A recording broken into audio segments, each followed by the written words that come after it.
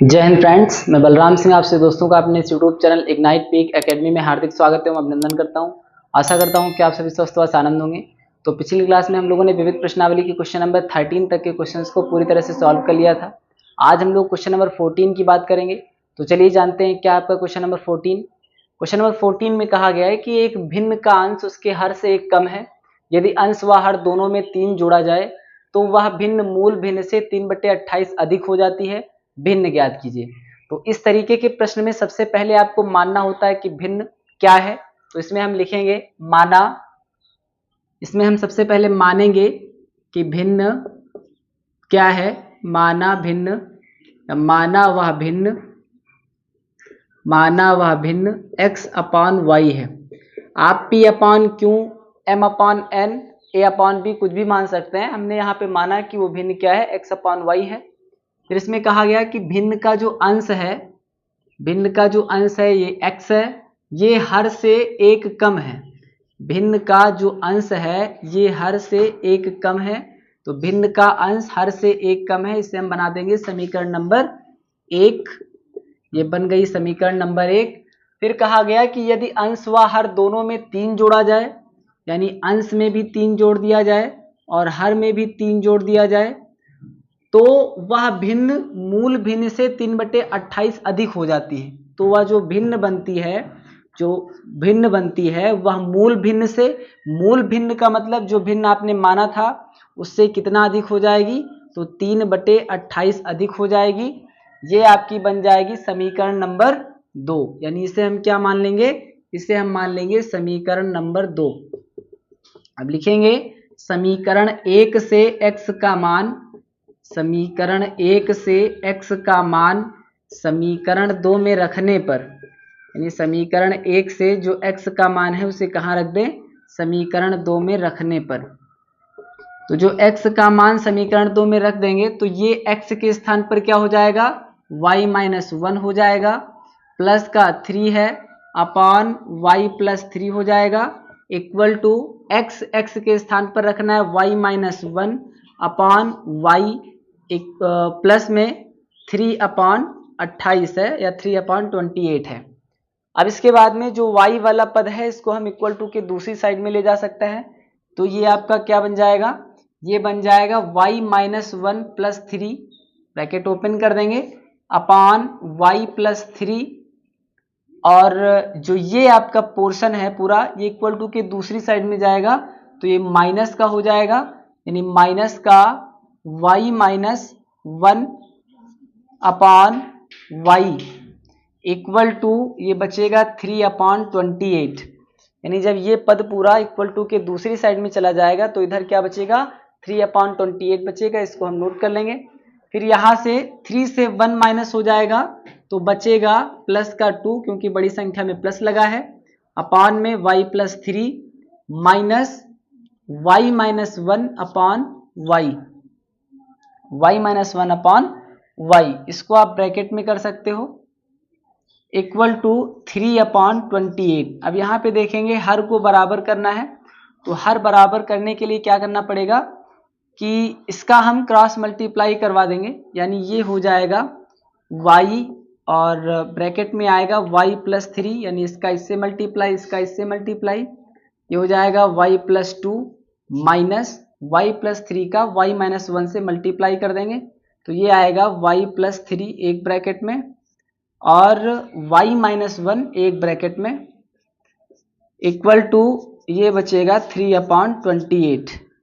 अब इसके बाद में इसका अंदर गुणा कर देंगे तो y का y से y², y का +2 से तो प्लस का 2y, माइनस का ये माइनस लगा रहेगा अभी वैसे ही, ये हो जाएगा y का y से तो y², फिर y का -1 से तो माइनस का y, 3 का y से तो प्लस का 3y और 3 का -1 से तो माइनस का 3।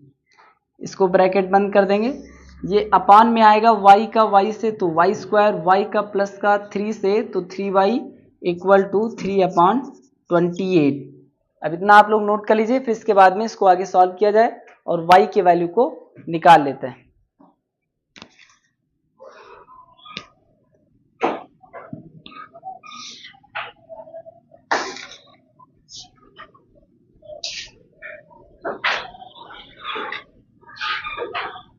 यानी इसके बाद में क्या हो जाएगा, ये आएगा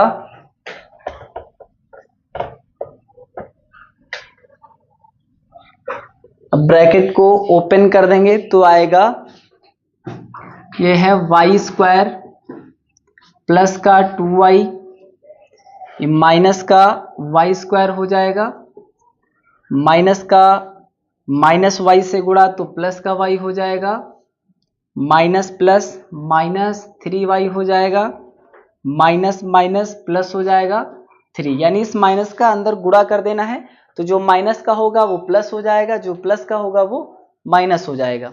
अपान में क्या है, अपान में है y square plus 3y equal to क्या है, इक्वल टू है 3/28। अब यहाँ पे देखेंगे प्लस का वाई स्क्वायर प्लस का वाई स्क्वायर ये कट जाएगा, फिर प्लस 2y और एक y तो ये हो जाएगा 3y, ये 2y और 1y 3y हो जाएगा, माइनस का 3y प्लस का 3/वाई square plus 3y equal to 3/28 plus 3y minus 3y cut जाएगा, ये आएगा 3/वाई square plus 3y equal to 3/28। अब इसके बाद में हम इसका करवाएंगे क्रॉस मल्टीप्लाई, या अगर आप इसको काटना चाहें तो 3 से 3 आपका ये कट जाएगा, यानी ये बचेगा 1/वाई square plus 3y equal to 1/28।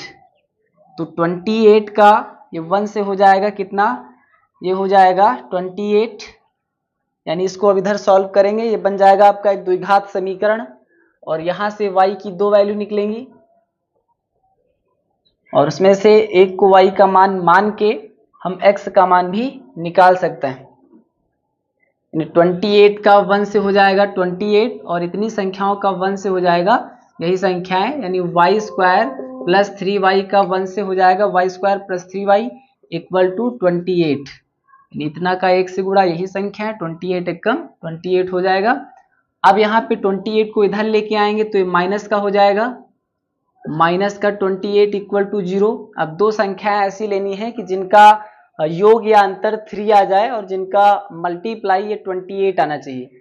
तो 7 और 4 दो ऐसी संख्याएं हैं कि 7 से 4 घटेगा तो 3 बचेगा, और 7 का 4 से मल्टीप्लाई करेंगे तो 28 हो जाएगा। तो यहाँ पे हमको 7 और 4 दो संख्याएं लेना है, यानी 7y माइनस 4y, क्योंकि 7 से 4 जाएगा तो 3 बचेगा, 7 चौक 28 हो जाएगा बराबर 0। अब यहाँ पे 2 के जोड़े बना लेना है, यहाँ पे y कॉमन तो बचेगा y प्लस 7, यहाँ पे माइनस का 4 कॉमन तो y प्लस 7 बराबर 0। अब जो ये कॉमन मिल रहे हैं सेम है, इनको हम एक ब्रैकेट में लिख देंगे y प्लस 7, जो कॉमन आपने लिया है इसको एक ब्रैकेट में लिखेंगे बराबर 0, यानी एक आ जाएगा y प्लस 7 बराबर 0, यानी y का मान आ जाएगा -7, और एक आएगा ये y माइनस 4 बराबर 0, तो y का मान आ जाएगा 4। y का मान क्या आ जाएगा, y का मान आ जाएगा 4। तो जो y का मान 4 आया है इसको हम y का मान मानेंगे, क्योंकि ऋणात्मक है, ऋणात्मक साइन को हम छोड़ देंगे। तो y बराबर 4 को अगर हम समीकरण 1 में रख दें तो x का मान निकल आएगा, और जैसे ही आपका x और y का मान निकलेगा, आपने भिन्न को माना x/y, x के स्थान पर x की जो वैल्यू निकली उसको रखेंगे, y के स्थान पर y की जो वैल्यू निकली है उसको रखेंगे, और इस तरीके से जो आपका अभीष्ट भिन्न है वो पता चल जाएगा। इतना आप लोग नोट कर लीजिए, फिर इसके बाद में x की वैल्यू को निकालते हैं।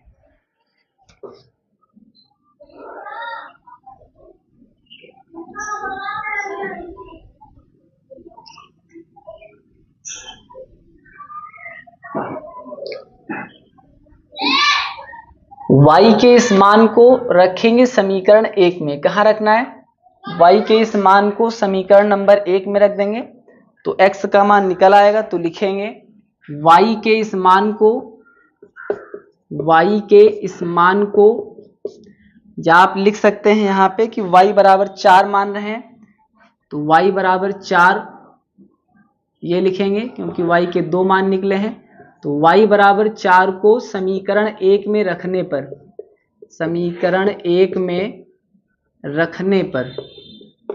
तो समीकरण 1 क्या था, समीकरण 1 था कि जो भिन्न का अंश है x उसके हर से एक कम है, यानी x बराबर y माइनस 1।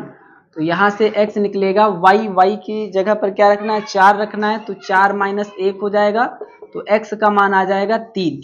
अब x का मान 3 आया है, y का मान 4 आया है, अतः जो अभीष्ट भिन्न आपने मानी थी x अपान वाई, उसका मान क्या हो जाएगा, अतः अभीष्ट भिन्न यानी जो x अपान वाई है इसका मान आएगा x के स्थान पर x की वैल्यू और y के स्थान पर y की वैल्यू, यानी भिन्न आ जाएगी 3/4। यही आपका इस क्वेश्चन का आंसर हो जाएगा। अब इसे आप लोग नोट कर लीजिए, इसके बाद में हम लोग बात करेंगे क्वेश्चन नंबर 15 की।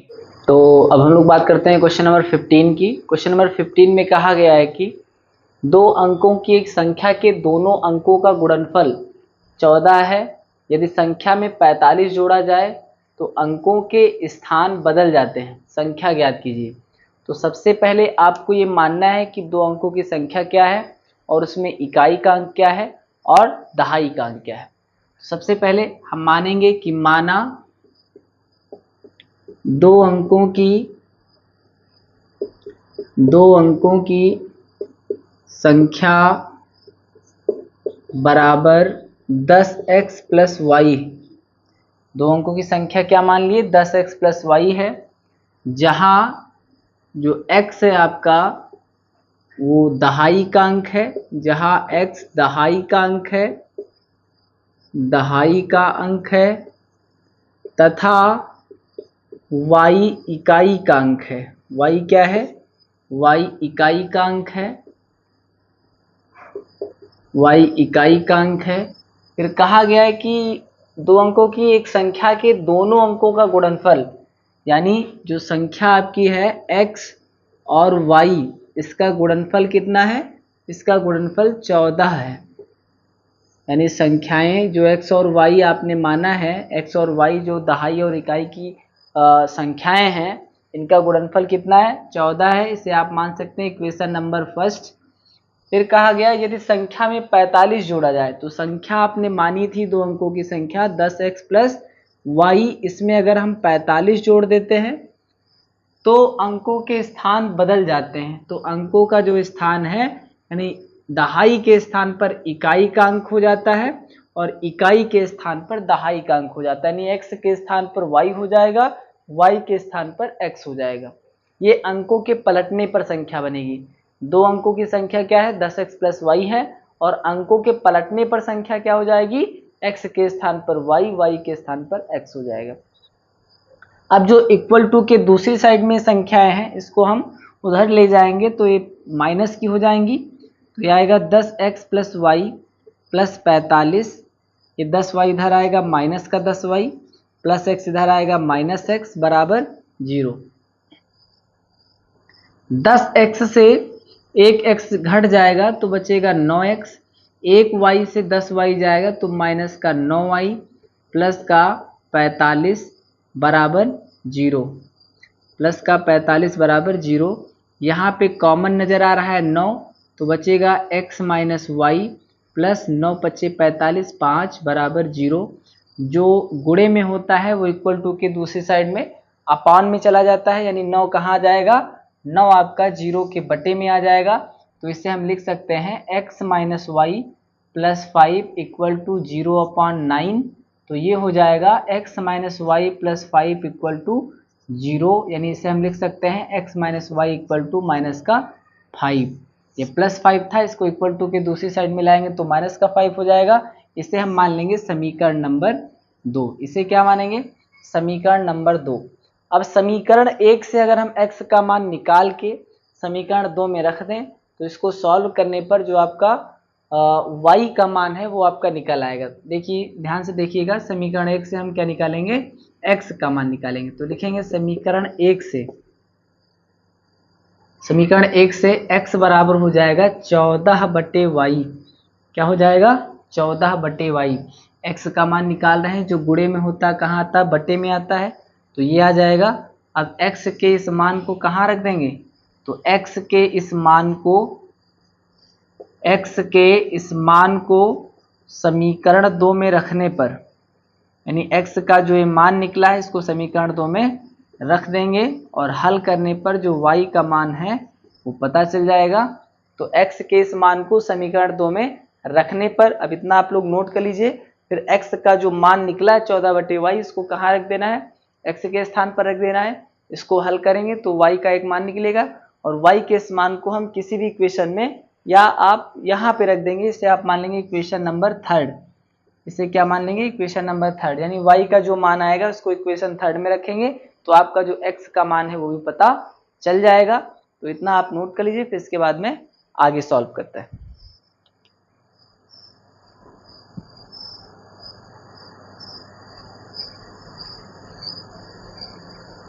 अब जो x का ये मान आया है इसको समीकरण 2 में रखेंगे।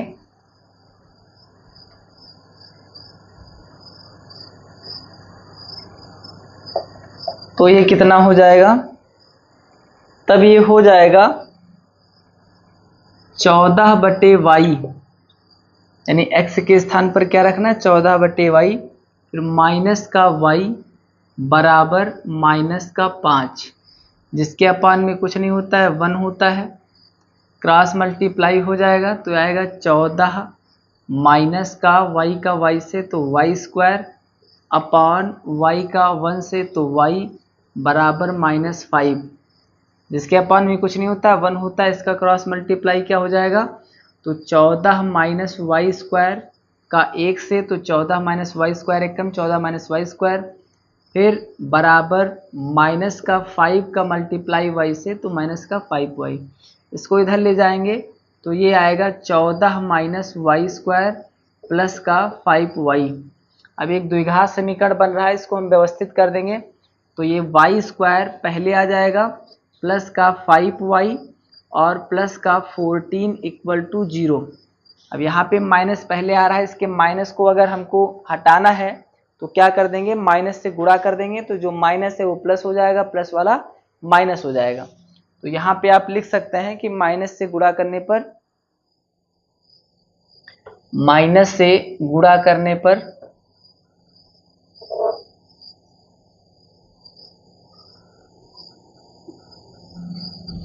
माइनस से गुणा करने पर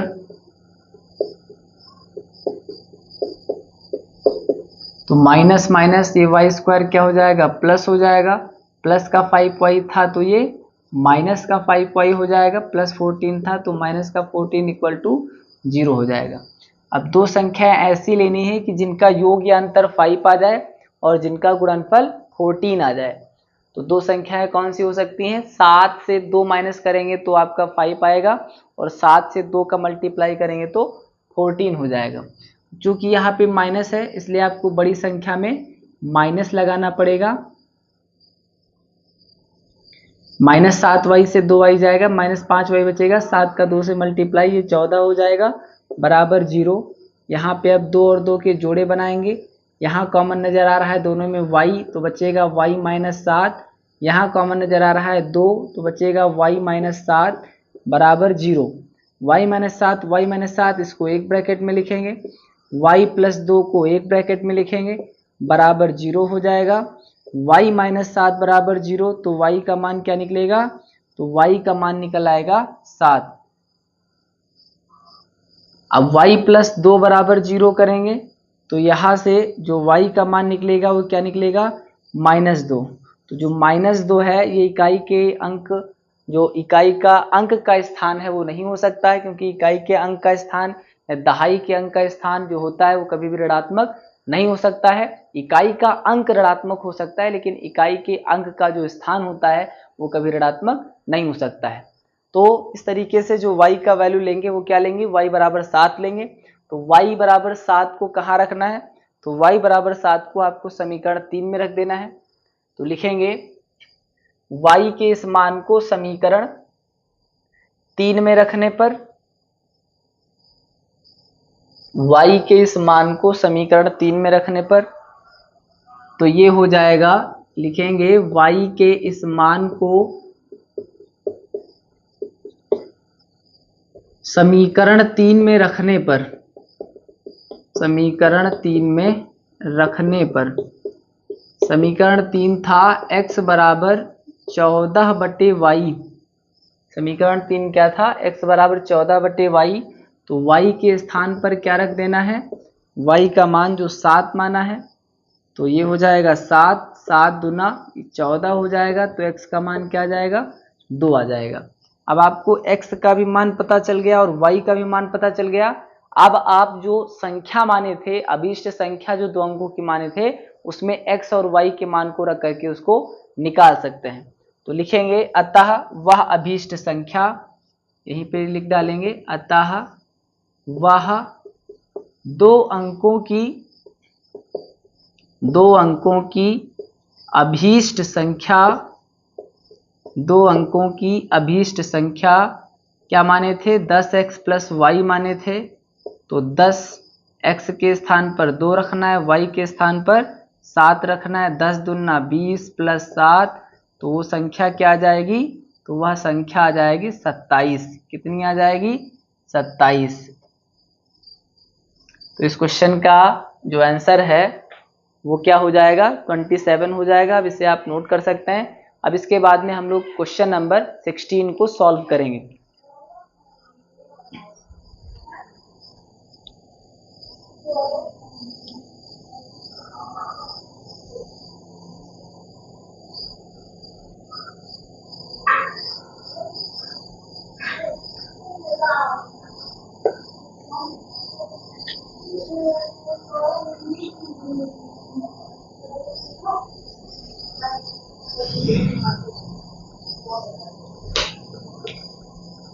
क्वेश्चन नंबर 16 है,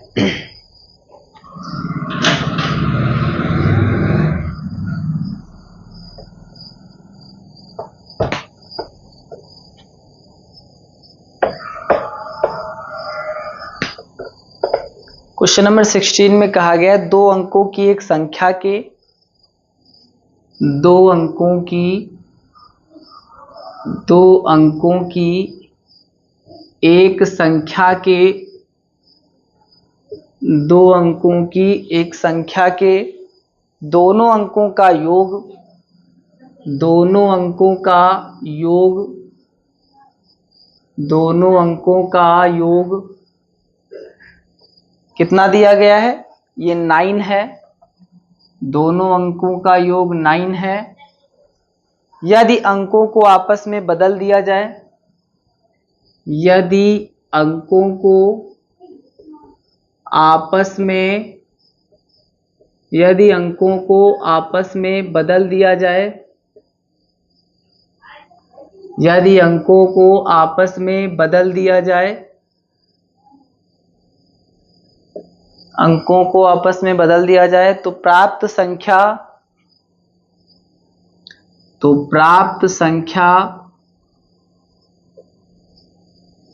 दी गई, तो प्राप्त संख्या दी गई संख्या से 27 अधिक हो जाती है। कितना अधिक हो जाती है, 27 अधिक हो जाती है। संख्या ज्ञात कीजिए, 27 अधिक हो जाती है। संख्या ज्ञात कीजिए, संख्या ज्ञात कीजिए। यानी क्वेश्चन में क्या कहा गया है, क्वेश्चन में कहा गया है कि 2 अंकों की एक संख्या के दोनों अंकों का योग, 2 अंकों की एक संख्या के दोनों अंकों का योग 9 है। यदि अंकों को आपस में बदल दिया जाए तो प्राप्त संख्या दी गई संख्या से 27 अधिक हो जाती है। संख्या ज्ञात कीजिए। तो सबसे पहले इस क्वेश्चन में हमको मानना है कि 2 अंकों की संख्या क्या है और उसमें जो इकाई का अंक है वो क्या है और दहाई का अंक वो क्या है। तो मानेंगे, माना 2 अंकों की वह संख्या, 2 अंकों की वह संख्या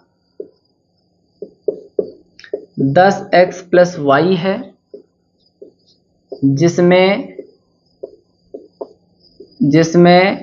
x दहाई का अंक है, x दहाई का अंक है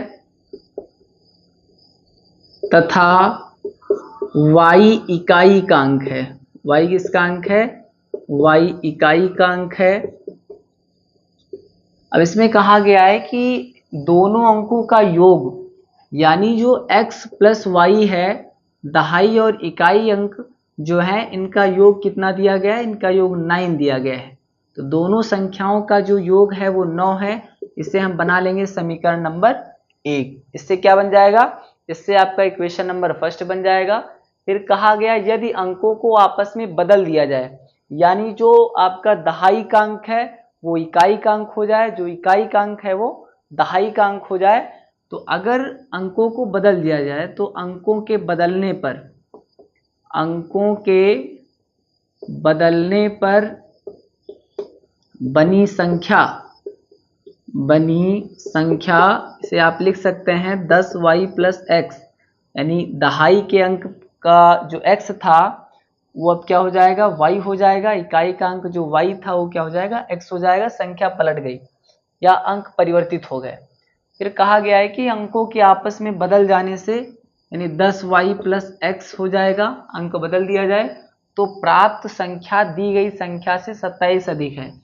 तब जो संख्या बनेगी वो पहले जो संख्या आपने माना है, जो दी गई संख्या है 10x प्लस वाई, इससे कितना ज़्यादा हो जाती है, इससे 27 ज़्यादा हो जाती है। ध्यान से समझिएगा इस कॉन्सेप्ट को कि अगर अंकों को बदल दिया जाए तो जो प्राप्त संख्या है वो पहले दी गई संख्या के 27 अधिक हो जाती है, यानी जो संख्या आपने माना था उससे 27 ज़्यादा हो जाएगी। अब इसको सॉल्व करेंगे, इन संख्याओं को यानी 10x प्लस वाई को इक्वल टू के दूसरी साइड में ले जाएंगे तो ये प्लस की हैं तो क्या हो जाएंगी, ये माइनस की हो जाएंगी, बराबर 27। 10y से 1y घट जाएगा तो बचेगा 9y, और 1x से 10x घट जाएगा तो आएगा माइनस का 9x बराबर 27। 10y से 1y घटेगा 9y, 1x से 10x घटा रहे हो तो माइनस का 9x, यहाँ कॉमन नजर आ रहा है 9, बचेगा y माइनस एक्स बराबर 27। इस तरीके से इसके बाद में क्या हो जाएगा कि जो इनटू में होता है वो इक्वल टू के दूसरी साइड में अपान में चला जाता है, यानी 9 कहाँ जाएगा, इसके अपान में आ जाएगा। तो 9 से इसको हम डिवाइड कर देंगे, 9 3 जा 27 होता है, यानी y minus x equal to ये कितना आ जाएगा, ये आ जाएगा 3। इसे आप मान लेंगे इक्वेशन नंबर सेकेंड। इसे क्या मानेंगे, इसे मानेंगे इक्वेशन नंबर सेकेंड। अब समीकरण 2 में ये माइनस का x है और समीकरण 1 में प्लस का x है। अगर हम दोनों ही समीकरणों को जोड़ दें तो प्लस x और माइनस एक्स ये आपका कट जाएगा और इस तरीके से y का एक मान निकलेगा, और y के इस मान को आप समीकरण 1 या समीकरण 2 किसी भी इक्वेशन में रख करके x के मान को निकाल सकते हैं। फिर आप उन x और y के मान की सहायता से जो संख्या माने हैं, दो अंकों की संख्या, इसमें x और y का मान रखने के बाद में दो अंकों की संख्या आपको प्राप्त हो जाएगी। तो समीकरण 1 और 2 से लिखेंगे, समीकरण 1 व 2 को जोड़ने पर, यानी समीकरण 1 और 2 को क्या कर दिया जाए, जोड़ दिया जाए। तो समीकरण 1 लिखी हुई है x प्लस वाई बराबर 9। समीकरण 2 में जो x है इसको x के नीचे लिखेंगे, यानी ये माइनस का x है, y प्लस का है बराबर 3। इसको इस तरीके से भी लिख सकते हैं, यानी y माइनस एक्स है तो माइनस एक्स हम पहले लिख सकते हैं, प्लस का y बाद में है, बाद में लिख सकते हैं, और आपकी संख्या 3 है। जोड़ रहे हैं तो जोड़ने पर साइन में कोई परिवर्तन नहीं होता है, plus x minus x cut जाएगा, 1y ये आपका 2y हो जाएगा, 9 में 3 जुड़ेगा तो ये हो जाएगा 12, यानी इस तरीके से 2y बराबर 12 हो गया। तो y बराबर क्या हो जाएगा, 12/2, 2 छंग 12, तो y का मान कितना आ जाएगा, 6 आ जाएगा। y का मान कितना आएगा, 6 आएगा। अब इतना आप लोग नोट कर लीजिए। अब इस y का जो मान निकला है इसको हम इक्वेशन फर्स्ट में रखेंगे और वहां से हम x का मान निकाल लेंगे, फिर इसके आगे हम दो अंकों की संख्या को प्राप्त कर लेंगे। तो इतना नोट कर लीजिए।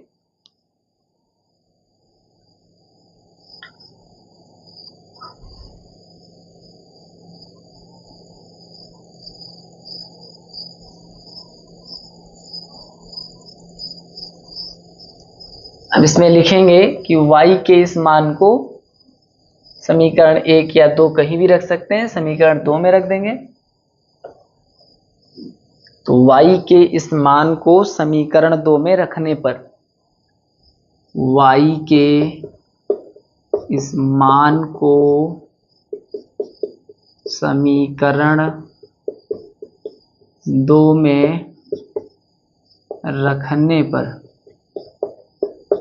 समीकरण 2 है y का मान है 6 माइनस एक्स बराबर 3। x को इधर लाएंगे प्लस का हो जाएगा, 3 प्लस का है इधर ले जाएंगे माइनस का हो जाएगा, तो 6 माइनस 3 बराबर x, 3 बराबर x, यानी x का मान क्या आ जाएगा 3 आ जाएगा। तो इस क्वेश्चन में x का मान आया 3, y का मान आया 6, अतः अभीष्ट संख्या, तो यहाँ पे आप लिखेंगे अतः वह 2 अंकों की, या अतः 2 अंकों की अभीष्ट संख्या, अतः 2 अंकों की अभीष्ट संख्या, अभीष्ट संख्या जो 10x प्लस वाई माने थे, तो ये हो जाएगा x के स्थान पर रखेंगे 3 प्लस y के स्थान पर रखेंगे 6, तो ये कितना हो जाएगा 10 तियां 30 प्लस 6, तो संख्या आ जाएगी 36। कितनी आ जाएगी संख्या, तो संख्या आ जाएगी आपकी 36। ये आपका आंसर हो जाएगा। यानी जो संख्या आपने माना था 10x प्लस वाई माना था, x और y का मान निकालने के बाद में उनके मान को यहाँ पर रख देना है, और इस तरीके से आपकी संख्या इस क्वेश्चन में 36 आ गई। अब इसे आप नोट कर सकते हैं। फिर इसके बाद में हम लोग बात करेंगे अगले क्वेश्चन की।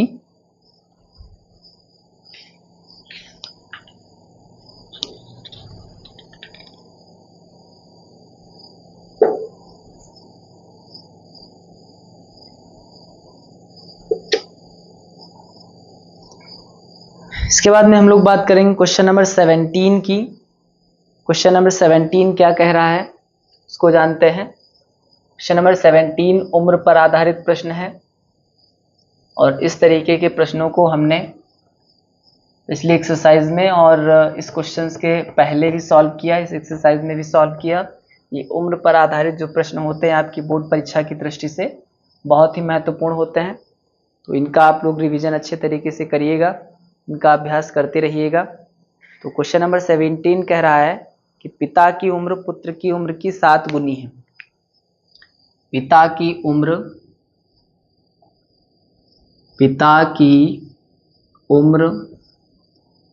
पुत्र की उम्र की 7 गुनी है। कितनी गुनी है?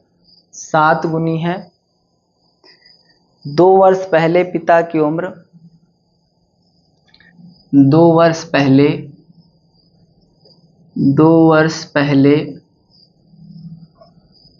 पिता की उम्र पुत्र की उम्र की 13 गुनी थी। कितनी गुनी थी? 13 गुनी थी। 2 वर्ष पहले पिता की उम्र पुत्र की उम्र की 13 गुनी थी। दोनों की वर्तमान उम्र क्या है? दोनों की वर्तमान उम्र क्या है? दोनों की वर्तमान उम्र क्या है? तो सबसे पहले इसमें हम मानेंगे कि जो पिता की वर्तमान उम्र है उसे आप मान सकते हैं x वर्ष, और जो पुत्र की वर्तमान उम्र है उसे आप मान सकते हैं y वर्ष। और इसकी सहायता से आप 2 समीकरणों को बनाएंगे, जिसको आप हल करने के बाद में इनका जो उम्र है वो पता चल जाएगा, या उम्र इनकी निकाल सकते हैं। तो सबसे पहले लिखेंगे कि माना पिता की वर्तमान उम्र या वर्तमान आयु बराबर x वर्ष, तथा पुत्र की वर्तमान आयु बराबर y वर्ष। फिर कहा गया है कि 7 गुनी है, पिता की उम्र पुत्र की उम्र की 7 गुनी है। यानी जो पिता की उम्र x है ये पुत्र की उम्र की 7 गुनी है। पिता की उम्र जिसे आपने x माना है, पुत्र की उम्र जिसे आपने y माना है, इससे कितना है 7 गुनी है। यानी ये हो जाएगा आपका x = 7y। इसे आप मान लेंगे समीकरण नंबर 1। क्या मान लेंगे? समीकरण नंबर 1। फिर कहा गया है कि 2 वर्ष पहले, तो 2 वर्ष पहले इसका मतलब 2 वर्ष घट जाएंगे पिता की उम्र में भी और 2 वर्ष घट जाएंगे पुत्र की उम्र में भी। तो 2 वर्ष पहले जो पिता की उम्र है वो पुत्र की उम्र की 13 गुनी थी। तो 2 वर्ष पहले पिता की उम्र पुत्र की उम्र की 13 गुनी थी। तो इसको हम गुणा कर देंगे किससे? 13 से गुणा कर देंगे। इससे गुणा किससे कर देंगे? 13 से गुणा कर देंगे। तो इस तरीके से आपकी एक दूसरी समीकरण बन जाएगी 13 का y से, तो 13y माइनस 13 दूना ये 26 हो जाएगा। इसको इधर लेके आएंगे, संख्या इधर लेके आएंगे तो आएगा x माइनस 13y बराबर माइनस का 26, माइनस का है इधर आएगा तो प्लस का 2 हो जाएगा। यानी ये बन जाएगा x माइनस 13y बराबर माइनस 26 से 2 माइनस हो जाएगा, माइनस का 24 हो जाएगा। क्या हो जाएगा? माइनस का 24 हो जाएगा। इसे हम बना लेंगे समीकरण नंबर 2। इसे क्या बनाएंगे? समीकरण नंबर 2। अब लिखेंगे समीकरण 1 से जो x का मान निकला इसको कहाँ रख देंगे? समीकरण 2 में रख देंगे। तो समीकरण 1 से x का मान समीकरण 2 में रखने पर, समीकरण 2 में रखने पर तो ये क्या हो जाएगा? x के स्थान पर रखना है 7y minus 13y equal to minus का 24। 7y से 13y माइनस होगा तो आएगा माइनस का 6y इक्वल टू माइनस का 24, यानी y इक्वल टू माइनस का 24 अपॉन माइनस का 6। माइनस से माइनस कैंसिल, 6 4 जा 24 होता है, 6 4 जा 24 होता है। तो इस तरीके से यहाँ पे y की वैल्यू क्या निकली? y की वैल्यू निकल आई 4। y की वैल्यू क्या निकली? 4। तो y के इस मान को इक्वेशन फर्स्ट में रख दो। तो y के इस मान को समीकरण 1 में रखने पर, समीकरण 1 में रखने पर क्या हो जाएगा? x equal to 7 into y के स्थान पर क्या रखना है? 4। यानी समीकरण 1 है x बराबर 7y, तो x बराबर 7, y के स्थान पर 4 रख देना है। तो x बराबर क्या आ जाएगा? 28 आ जाएगा। x बराबर क्या आ जाएगा? 28 आ जाएगा। अब x क्या माना था? तो x पिता की वर्तमान आयु थी, यानी 28 वर्ष पिता की वर्तमान आयु निकल आएगी। y आपने पुत्र की वर्तमान आयु को माना, यानी पुत्र की वर्तमान आयु क्या निकल आएगी? 4 वर्ष निकल आएगी। अब इतना आप लोग नोट कर लीजिए। फिर अंतिम 2 लाइनें आपको लिखना है आंसर के रूप में कि पिता की वर्तमान आयु जिसे आपने x माना था वो निकला है 28 वर्ष और पुत्र की आयु जिसे आपने वर्तमान आयु y माना है वो निकला है 4 वर्ष। तो इतना नोट करने के बाद में उसको अंतिम लाइन में नोट कर देंगे और वही आपका आंसर हो जाएगा।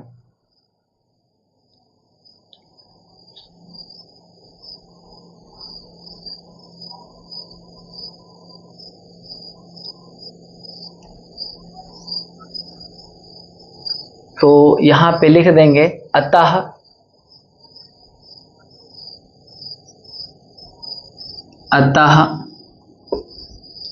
पिता की वर्तमान आयु x बराबर 28 वर्ष तथा पुत्र की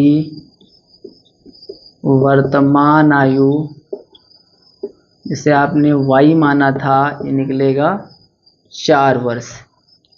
पुत्र की वर्तमान आयु 4 वर्ष और पिता की वर्तमान आयु 28 वर्ष।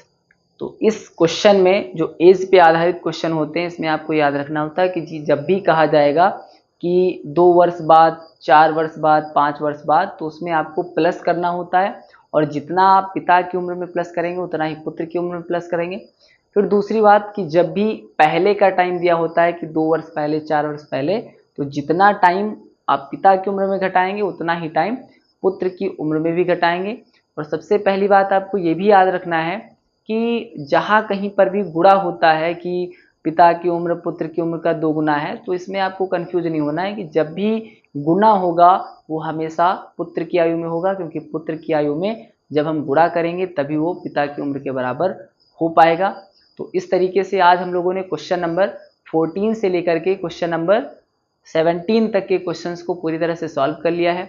इसके आगे क्लासेस में हम लोग क्वेश्चन नंबर 18 से शुरू करेंगे और ये आपकी विविध प्रश्नावली को एक ही वीडियो में अगले वीडियो में समाप्त करने का प्रयास किया जाएगा। तब तक के लिए पढ़ते रहिए, बढ़ते रहिए। Thank you. जय हिंद, जय भारत।